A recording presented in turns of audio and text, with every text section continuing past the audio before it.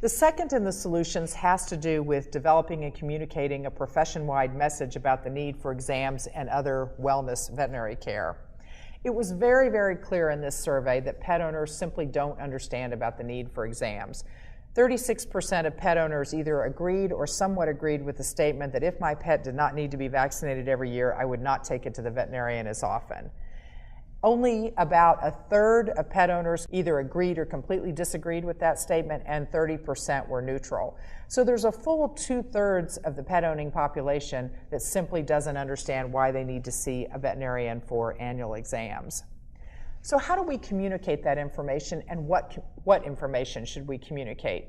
We certainly need profession-wide efforts. We need a mantra similar to twice-a-year dental cleaning in the human market or the USDA's 5-a-day fruit and vegetable campaign. We need every pet owner to understand what are the basic components of wellness care that every pet needs to get every single year. Ideally, this is going to be science-based information that shows a clear link between the need for routine care and longevity and better health. If we don't have research in some areas, we need to think about initiating that. We also need to reduce the fragmented information that pet owners get. And this may be a goal that can't fully be achieved because there's so much information available in magazines, in newspapers, on the internet about different aspects of pet care. But at a minimum, we need to educate pet owners about what are the reliable sources of information. And if they really have a question about their pet's health, where do they go? Obviously, they should go to their veterinarian. People are going to seek out information from other sources, and we at least want them to seek it out from responsible sources. It may take a while for the profession to pull together this information and disseminate it to pet owners, although there is an initiative underway for a pet owner campaign. In the meantime, we can look at practice efforts. And in the same way that the profession needs to identify its recommendations and make those known to pet owners, we need to do the same. So we need to decide as a practice, what is it we recommend for every pet? And then we need to make sure that we are truly educating clients about not only what those needs are, but why they're important. So we need to help pet owners understand that not only do you need to see a veterinarian once a year, but here's how it's going to help you. And that means prevention of future problems, a longer life for your pet, a happier and healthier pet now, as well as in the future. We also need to educate clients about what the exam includes. Many pet owners don't understand that their pet is actually receiving a physical exam when they're at the veterinary practice.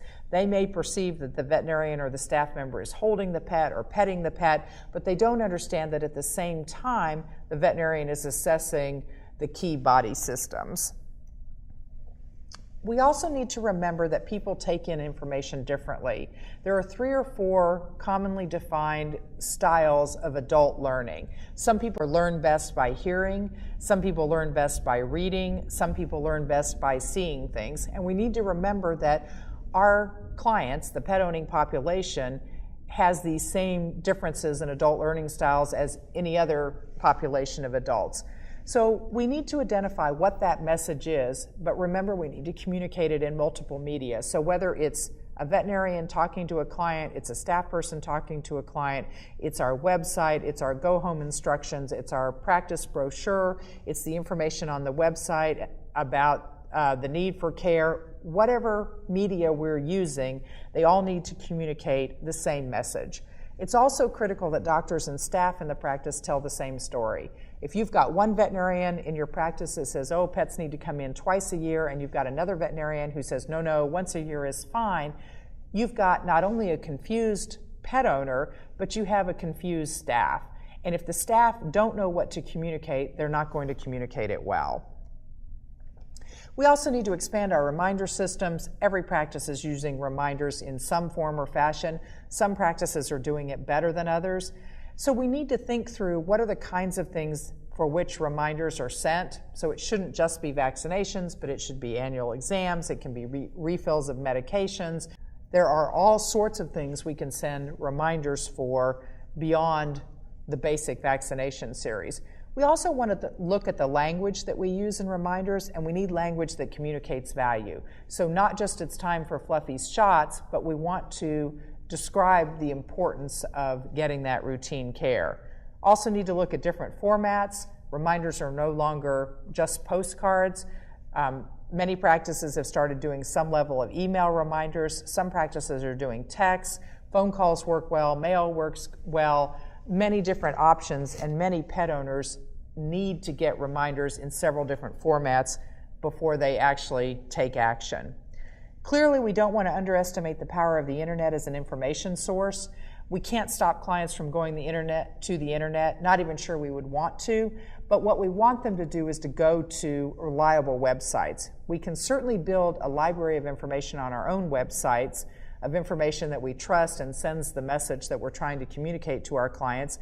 We can also refer them to other trusted websites. And so we may have a list of websites that we think have good quality information, and we hand that out regularly to our clients.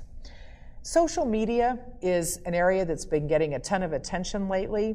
I don't think we have a strong sense of how best to use that in veterinary practices, but clearly we need to develop that. The social media is not going away. More and more people are using that as a prime source for information, and we need to be a part of that.